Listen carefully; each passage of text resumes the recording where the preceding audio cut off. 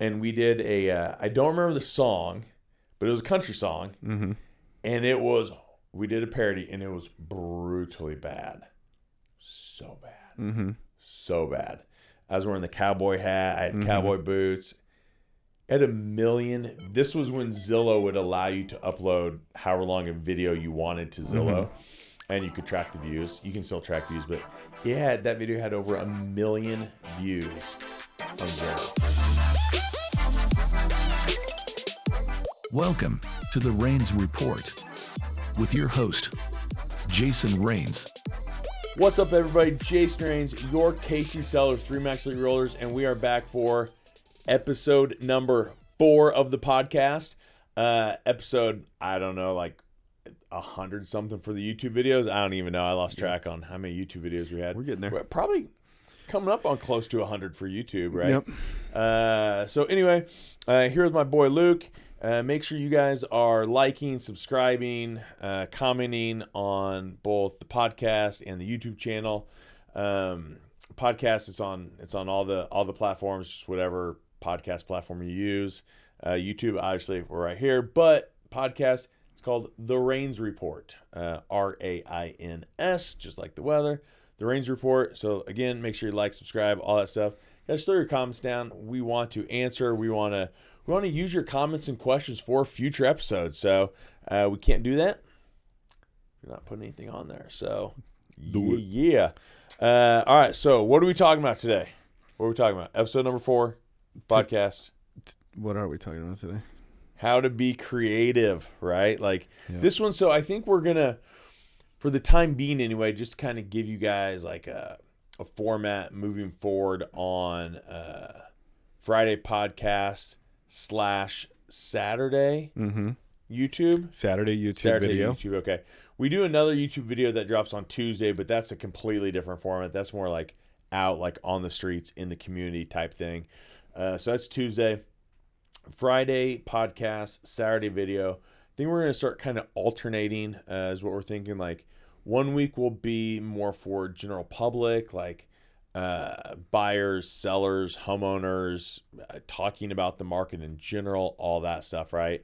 And then the opposite week of that will be more for people already in the industry, right? Maybe realtors or future realtors looking to get into real estate, something along those lines, right? Yeah, anybody who's thinking about getting into the game or anybody who got into the game. So in the last podcast / YouTube video from last week, we did kind of a story time, talked about interest rates and all that stuff, and it's told the story about a client looking to buy a house or maybe buy a house, and we kind of rambled on for a while about that one, but still good. Yeah, it was a good podcast. I liked it. That means this week it's more industry driven, right? And I think that I can't remember where I saw this, but I think I just saw it in the last week, and it really yields to what we wanted to talk about today.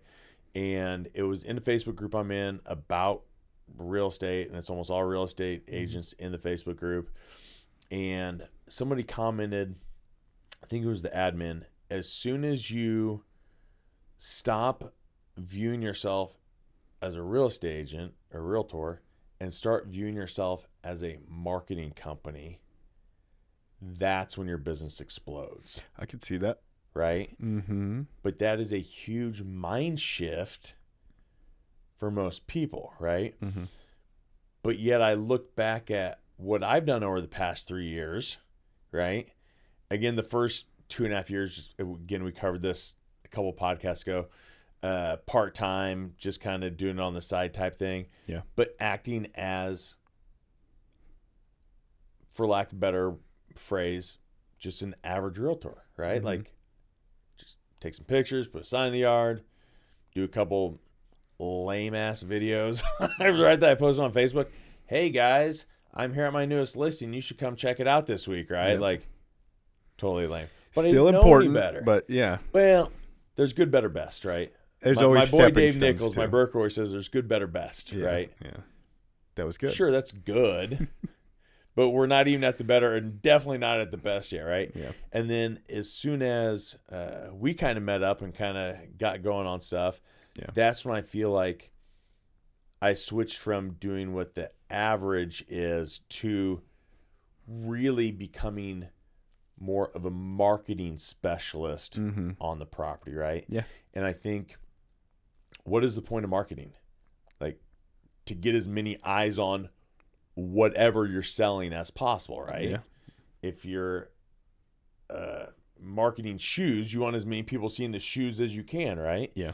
In real estate, we want as many people seeing the houses as we can, right? So from a marketing perspective, right, think about that. The more people that are seeing your property, that also means more people are seeing you, right?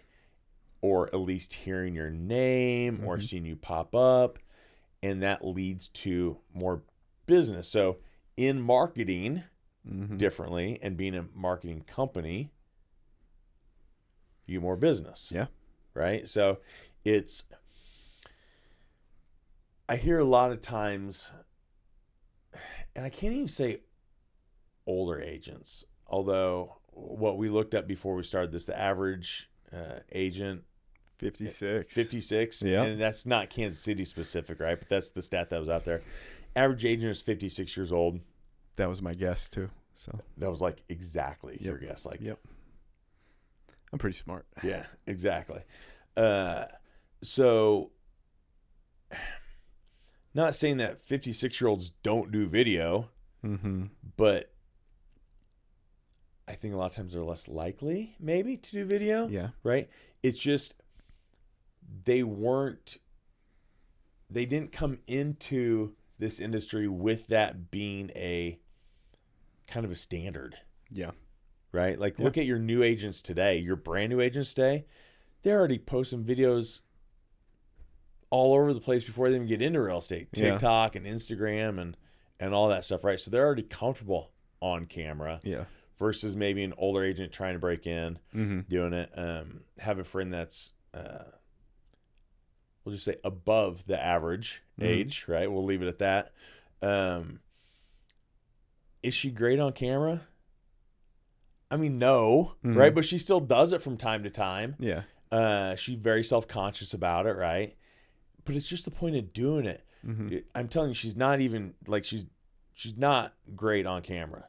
But when she posts a video, hundreds of comments every time she does a video. Like, it's stupid the engagement she gets. And it could be about anything. Not even real estate. Like, she just does a video and people are like, oh my gosh. Like, just like are all over it, right? So it's crazy. So you don't even have to be good on video.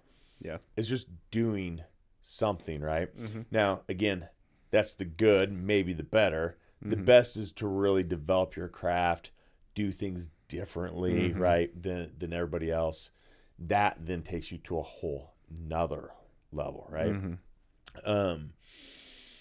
But yeah, so I mean, like, some of the videos that we've done, I mean, you could see good, better, best in the progression. Oh yeah, you go back to even on some of these YouTube videos, like you go back to the first one, like I had a script, like, you guys don't know that because we never recorded me reading from the script. But it was like, all right, hold on, I got to read my script right here. And I pull out my pocket and I'd like look at the next few lines. I'd be like, okay, put it away. Okay, I'm ready. And let's roll. And then we'd record the next part, right? And it was very like, and it was almost very choppy, right? Like it didn't flow. And now we've done 6, 7, 8 dozen of them. And it's just, I don't have a script anymore. It's just, we just show up and like, all right, what are we talking about today? Like, all right, let's go do it. And it flows better and it comes off better and it's a better video, but that's just from doing it enough times that have a good feel for it now. Comfort comes with consistency. Yeah. And we've done enough of these that you start to get comfortable. Yeah. But there has to be a jumping off point where you decide you got to start at some point, right? I mean, if you're not comfortable at the beginning, right? But I think that agents need to find a better way to set themselves apart from everybody else. Yeah. Right? Yeah.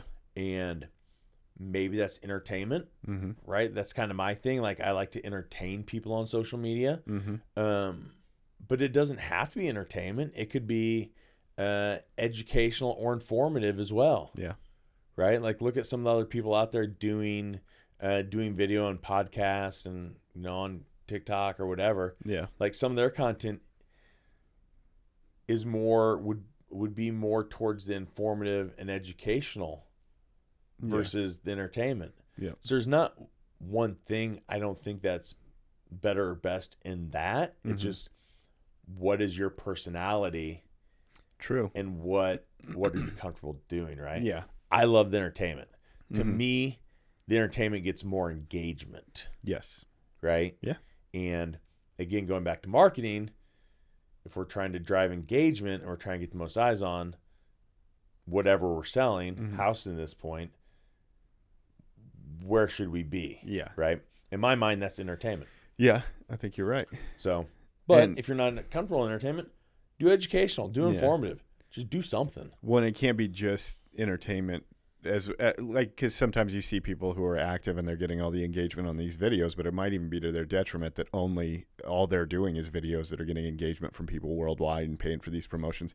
You still have to tap into your COI. You've got to have your circle of interest. You've got to work the referral engine, which speak to that a little bit, because there are old school ways of promoting yourself that still need to be lumped into your strategy. Oh my gosh, yeah. I mean, you still got all the quote unquote traditional ways, right? That agents were doing 10, 15, 20 years ago. Guess what? They still work. Yeah. Right? All that stuff still works. I have a friend who probably spends I don't know, $5,000-$6,000 a month on mailers. Yeah. Like direct mailings. Yeah. I still see him. And this person crushes it in real estate. Now, they've been around a long time too. So, yes, they still get a lot of referrals and they're well known in the community. But they also and that's all they do is mailers. Yeah. That's it. Like, you're already spending the money on that. Mm-hmm. Social media doesn't really cost anything. Yeah. You know what I mean? Like, you can just do it with your phone if you don't have equipment like this and professional cameras and microphones. Yes, that is the best way. Mm-hmm. But even just having your phone on a selfie stick or a gimbal. I mean, gimbal would be better, right? Yeah. But again, better, best. Something, right? If she were to tap into the social media, what would that do to her business? Yeah. When she's adding that to what else she's doing. My mind, the phone still works. Yeah. Phone calls, cold calling. Yep. Agents are terrified of cold calling. New agents too. That's why these 56-year-olds are out here, because they're not afraid to make calls. Terrified of it. They're terrified, and I don't know. I don't understand the fear. I do. Okay, I'm young enough. Okay, so tell me your fear. Let's go there. I don't know. It's the idea of being put on the spot to try to sell something to a stranger who, in my mind, I know 90% of them don't want to hear it. Love it. So I love this. When I would make those calls, if I would make those calls, there's just a sense of anxiety over the fact that I know they're not going to reach through the phone and kill you. Correct. But I hate to hear no from somebody, and I hate especially somebody who doesn't want to connect with me at all. But do you know the person? No, not at all. Okay. Are you ever going to talk to or meet the person again after today? But guess what? I know that. Right? But it still scares me. If they get mad, who gives a shit? know, right? I know. Like you're never going to talk to the person again, right? So here's the thing, though. And I loved what you said. They're not like, I'm trying to sell them something. Yeah. Right? And I think that's what I'm just going to make this up. 90%. I have no freaking That's what clue, I would right? guess, yeah. I think that 90% of agents probably feel that same way, right? But I think it's how you approach the phone call. Yeah. It's what is your intention with the phone call? Are you trying to sell them something, which is those were your words. Yeah. I'm trying to sell them something, right? So I think that, and I get these phone calls still, right? It always shows up as spam, but I have to answer because occasionally it's not. Yeah, right? yeah. You know what I mean? Like my phone number shows up as You don't spam wanna calls miss it, because I do you? make so many phone calls, right? Yep. And it's, hey, this is so-and-so. Are you interested in selling your house? Mm-hmm. Or are you interested in selling 123 Main Street? Right? And I'm like, I don't know, maybe, but I don't think you're probably willing to pay me for what I know it's worth. Yeah. Right, because these are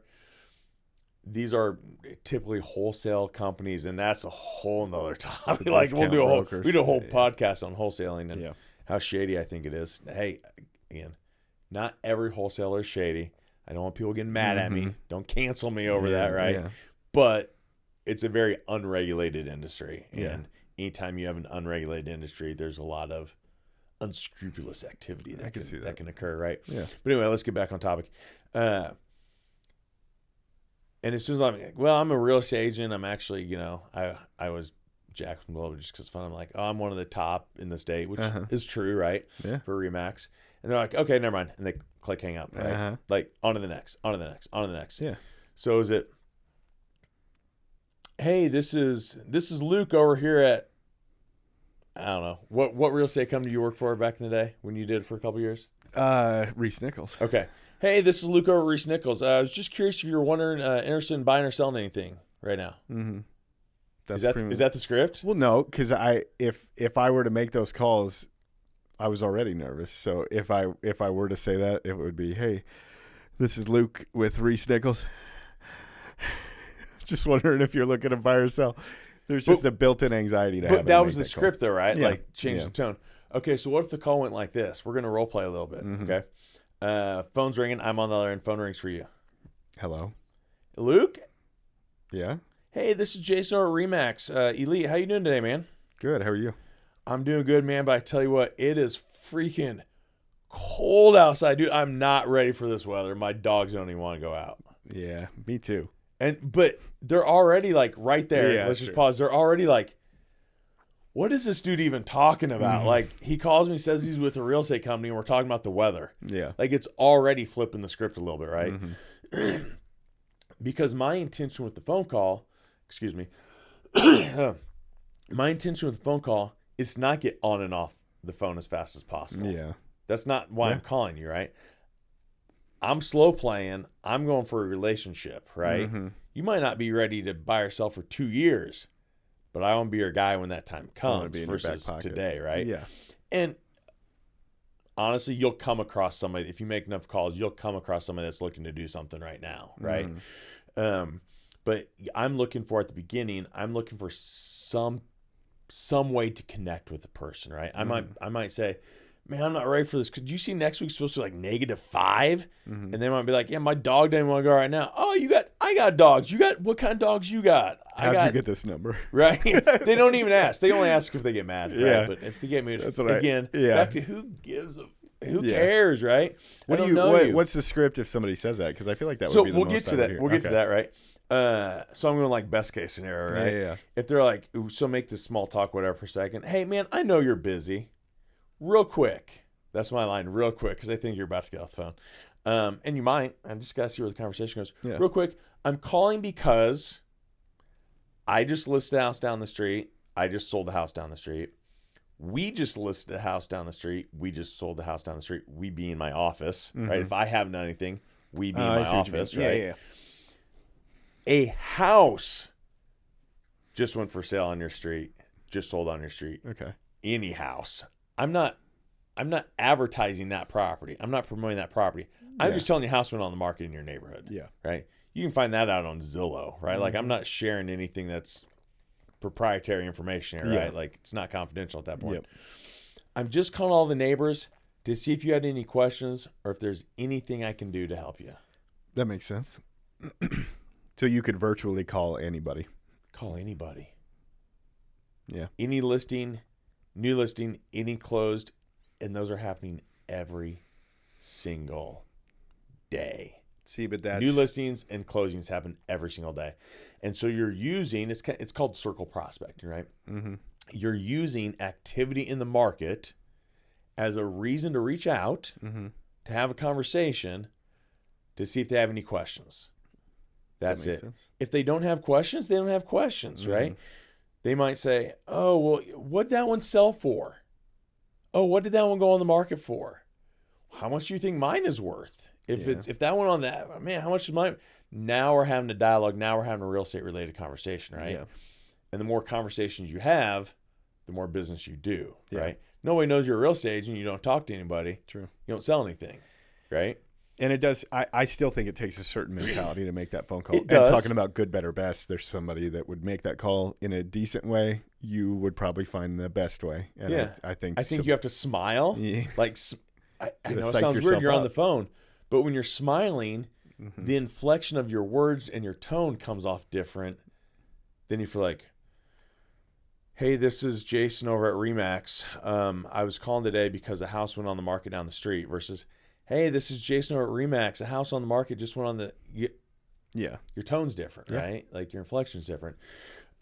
Sometimes they're like, no, I don't. I mean, what would you help with? I don't understand your question. I mean, even maybe you want to know what the house down the street sold for. Maybe you want to know what your house is worth. Maybe you need a plumber to come do a renovation. Maybe you need a recommendation on a gutter guy. Like literally whatever. Maybe you want to move your couch. You don't have anybody to help you. They're like, you'd come help me move my couch? Mm-hmm. I mean, dude, if you need somebody, I come help you move your couch. Like, Yeah.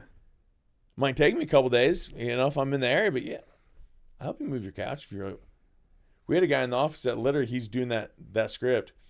Some guy's like, hey, I need to let you go. This was last winter.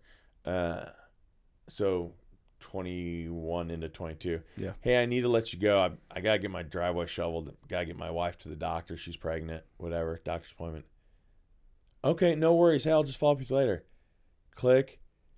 Gets in his truck and drives to the guy's house to help him shovel his driveway. Nice. Like, dude, that is whatever I can do for you, right? Yeah. And guess what?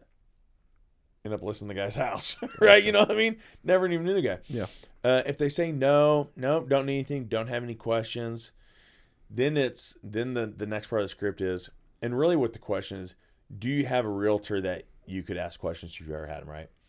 I don't ask it that way because everyone knows a realtor. Yes. Right? Like probably multiple realtors. Yeah. Right?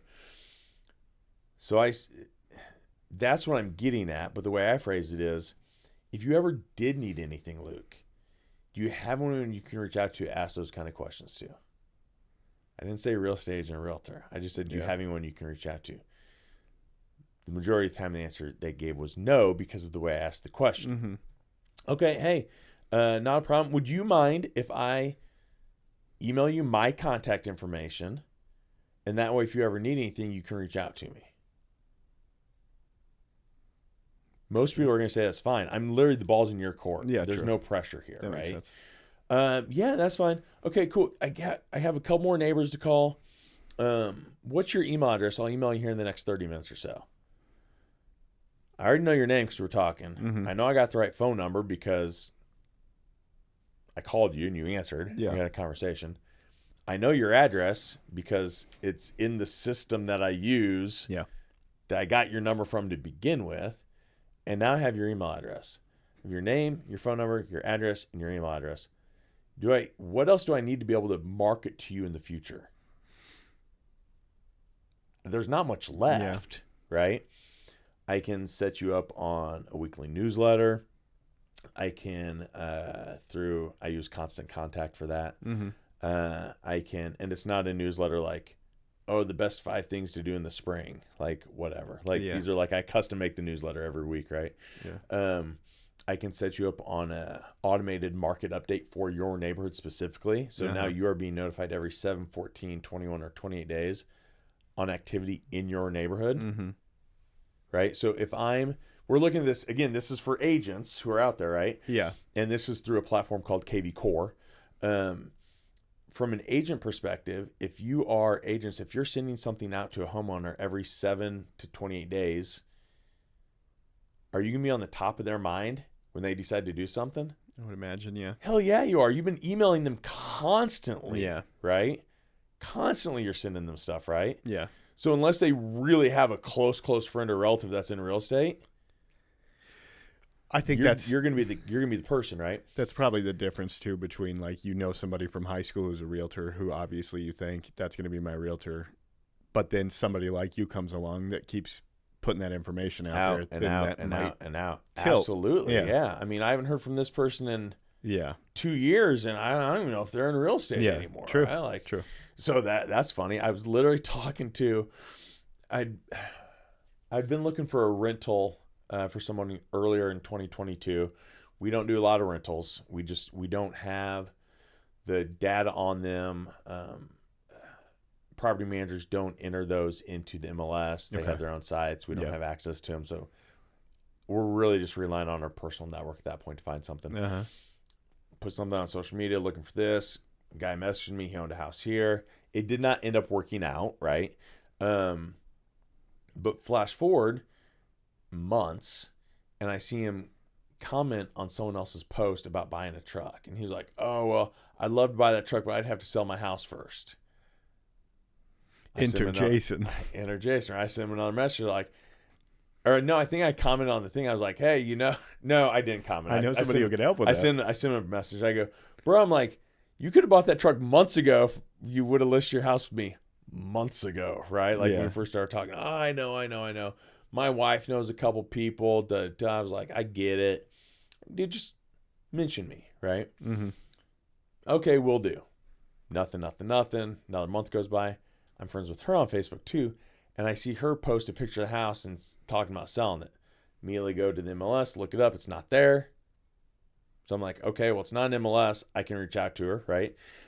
So I reached back out to him. I'm like, hey, just circling back around.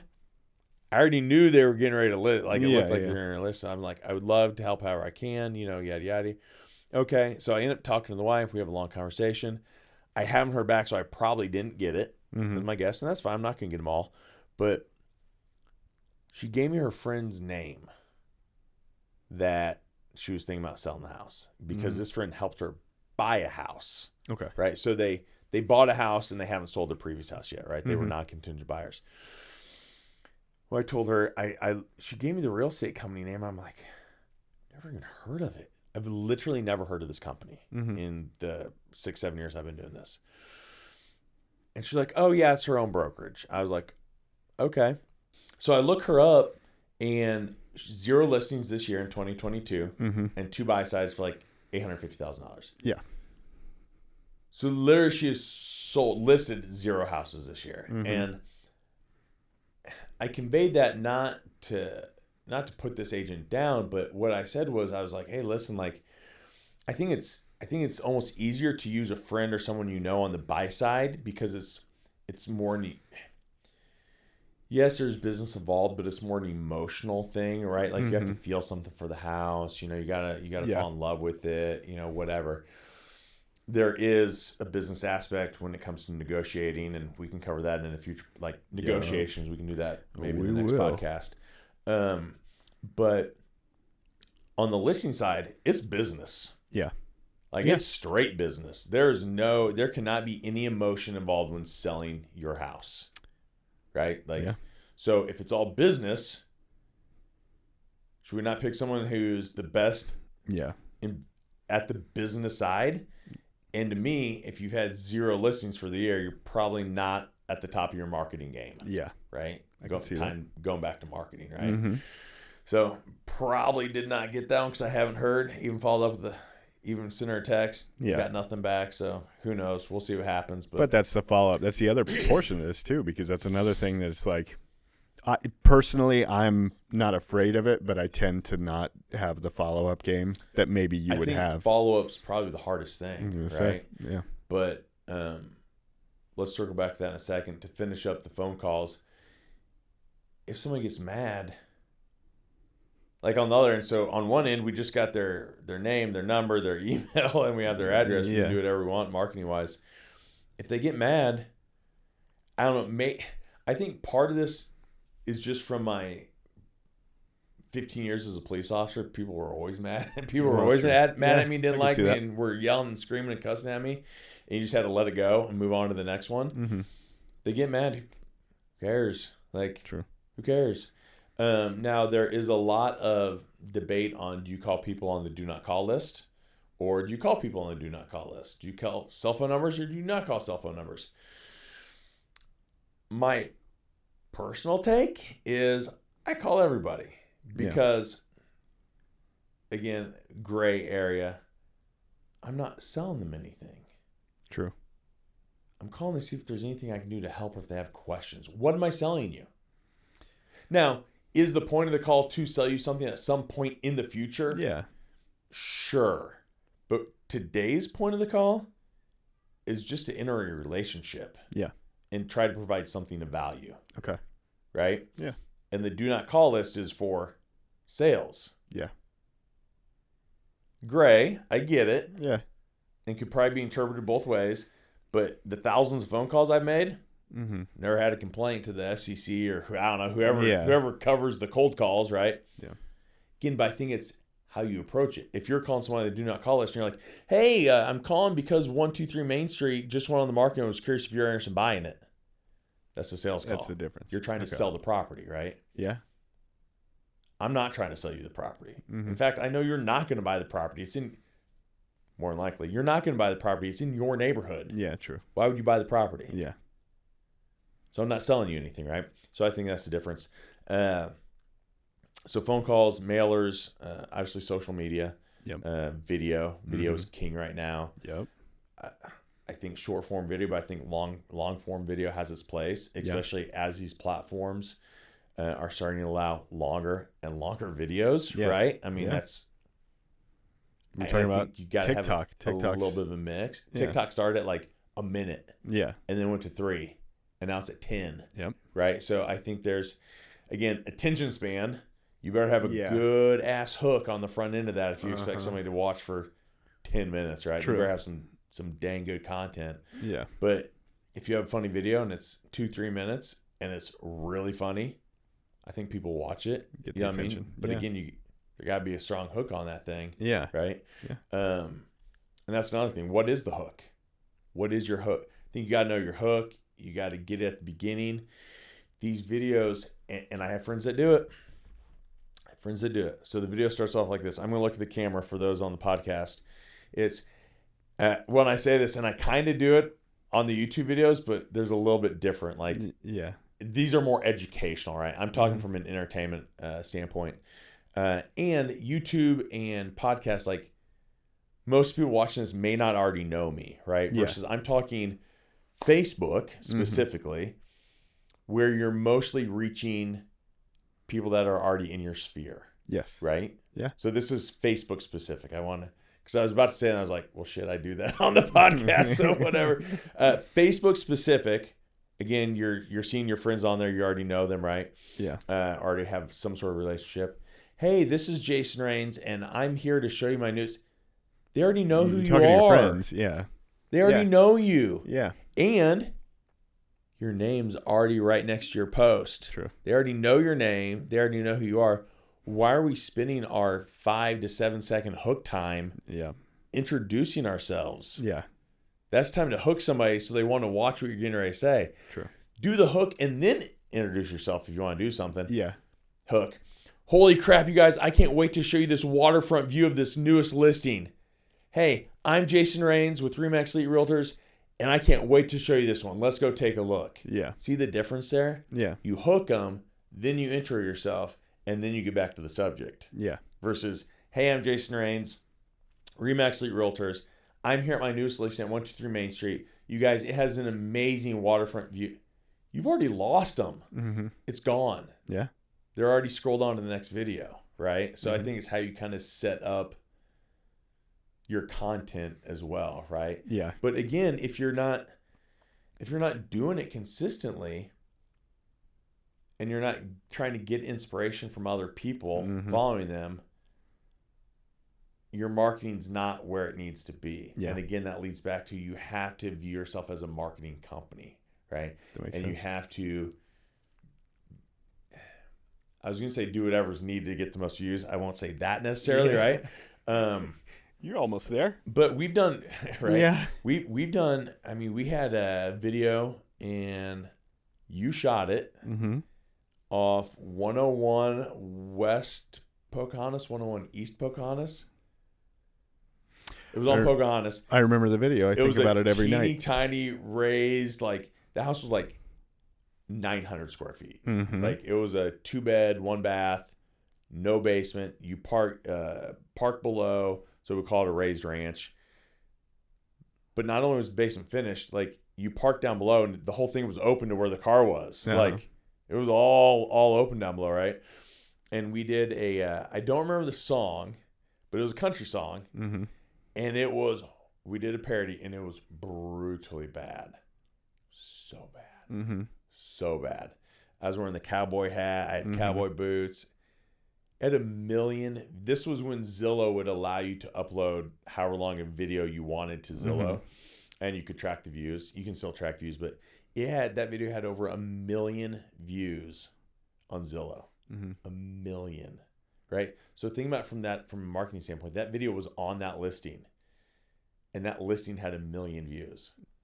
Is that not getting it out there? Yeah, it is. Right? Yeah. I mean, people were commenting on it in South Africa. Yeah. Like, that's crazy. Now, obviously, the person in South Africa knocking by the house in Kansas City, Missouri, probably. I got beat the hell up on that video for how bad it was. Yeah. Right? Yeah. And I said, thank you to every single one. I commented thank you so many times.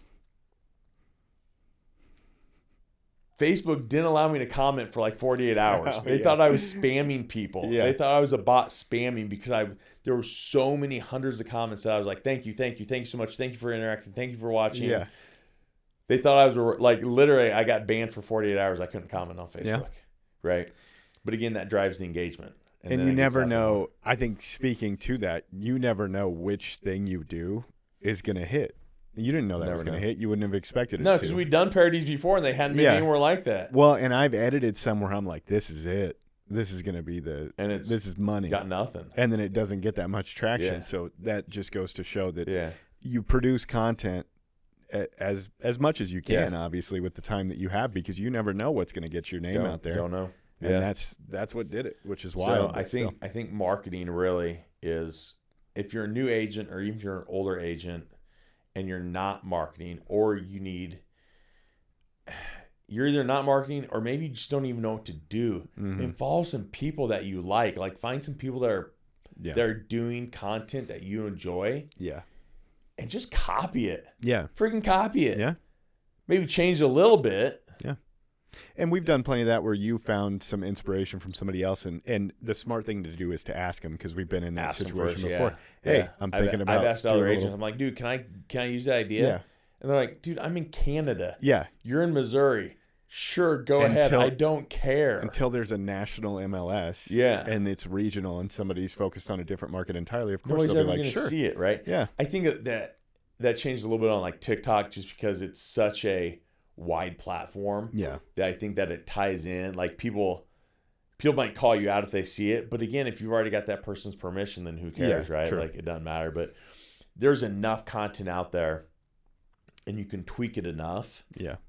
That I don't think it really matters. Like, if you're using other people for inspiration, like, unless you're copying them, like using their idea exactly, then maybe reach out first and be like, hey, do you care if I run with your idea a little bit?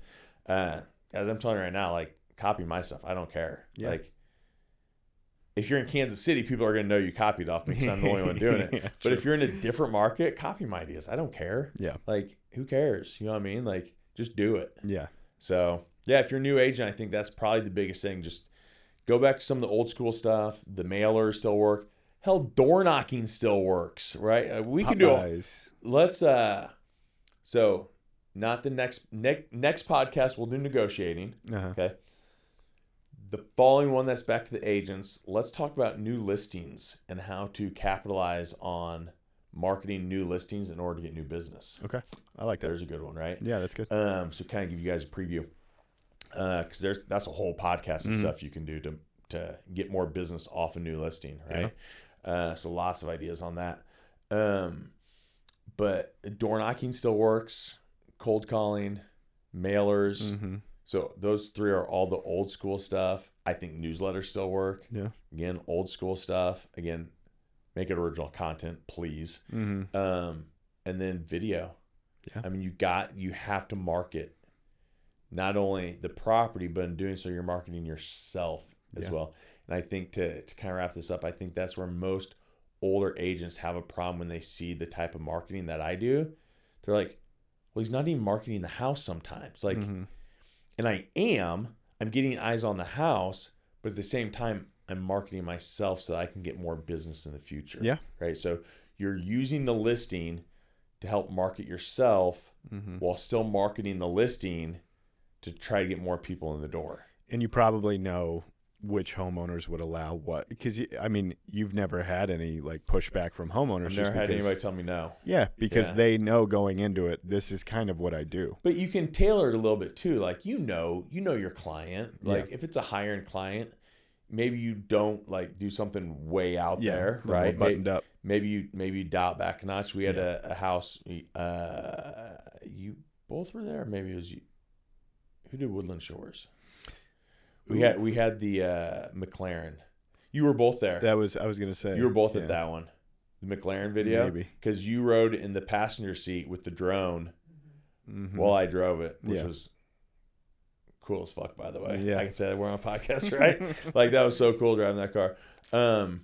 But that video was more of a lifestyle video because of not only the price point, which wasn't stupid high, like it was $500,000-$600,000. Yeah. But also the individual client was more reserved, not as out there, outgoing type of situation. So we had to kind of tailor a video, do a lifestyle video. We didn't even talk in that video. Like there was no talking. It was all just like showing the lifestyle, getting ready for having friends over and like driving in a nice car and like just trying to portray the lifestyle. So there's lots of different video. Even if you're not comfortable in video, you can still do video without even being in the video. Yeah. Like especially the way you can splice things down to Instagram Reels and Facebook, and you can put transitions and music to it. Yeah. You can still do video without even being in the dang video. Yeah. Well, and at that point, to that end, when you get the McLaren listing, that's a video after you've gotten the listing. So even once you get the listing, your job's not done yet, because you might get put video out there to try and capture people, to gauge interest, and to get people to list their house with you. Yep. But once somebody agrees to do that, you still need to continue. So it's just continuous content, basically. Yep, exactly. It might be more focused after the contract's done, because you want to focus a little bit on the house. But like you said, it kind of circles back to how do I promote myself a little bit in this? Because you can always share those videos later on with future homeowners. Yeah. Create a separate YouTube playlist with this type of video, this type of video, this type of video. And when you get that type of client, share that specific playlist with that client. Be like, here's some stuff I can do. That makes sense. I did that with a client on a $650,000 listing. And the videos I shared were of that price point and higher. We never go down. We only go higher, right? I'm not going to show them one I did on a $200,000 house, right? And literally the wife said, I'm going through the house at the listing appointment. I had sent the videos ahead of time. And she said, yeah, I asked my husband why I saw your videos, why you even wanted to list our house. Like, it's nothing compared to these other houses. Yeah. But that's the point, right? The videos got them hooked before I ever even stepped foot in the door. So, again, it's all back to that marketing. So, new agents, hopefully you found this helpful today, or older agents, right? That have been in business for a while. 56-year-olds, what's up? And older, right? Yeah. Definitely. Agents, new, old, young, not young, new, experienced, young, old, whatever. Make sure to come back in 2 weeks, because that's going to be a good one where we're talking about using our new listings to get more business. That'll be a good one for people in the industry. So until next time, you guys, have a great day.